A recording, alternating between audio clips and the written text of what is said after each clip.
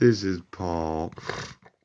I'm going to want to sue the state of Washington for every IP address that has a picture of Susan Bowers holding Legina at a Rotary newsletter for refusing to obligate spousal abuse and child abuse laws. And then from the time that Marilyn did have knowledge of her husband being abusive, I'm going to want to sue you for obstructing her right to legally separate.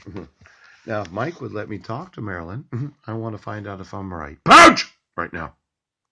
That's going to be, well, it's not Paul, but it could be in the billions of dollars when you have the evidence of spousal abuse and child exploitation. Rotary, Foursquare, Clallam County, State of Washington.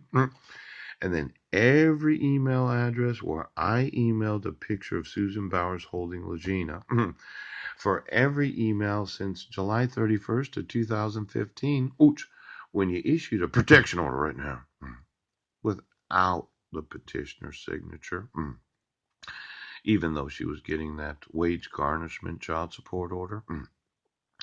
You know, if you don't renew a protection order because you don't acknowledge receipt of it, does that mean that you deny your want to receive child support? I only ask that question because if it requires your appearance there and an actual signature to issue a 10-year protection order, you're effectively saying I no longer have to appear in court to want the protections of an order. And you're no longer wanting any child support to be paid. Well, how many other court hearings did she not appear at?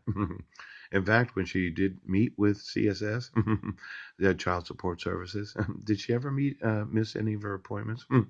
Why don't you give me every appointment that Heidi's had with every employee of the state's government? I just wanted to know all the time she wanted to reschedule. And your voicemails. Poop. Because I would say that if you make an appointment with CSS for a wage garnishment and you decide that you don't want to be there, it looks like you don't want the wage garnishment. Is there an actual contractual obligation, a due process obligation? Does the individual that wants the legal separation have to actually go to CSS and say that, or can you just say, well, if you want to send me money, that's fine with me, but I'm not going to go to any CSS hearing or any of the actual meetings. In fact, if you just want to send me, if you want to send me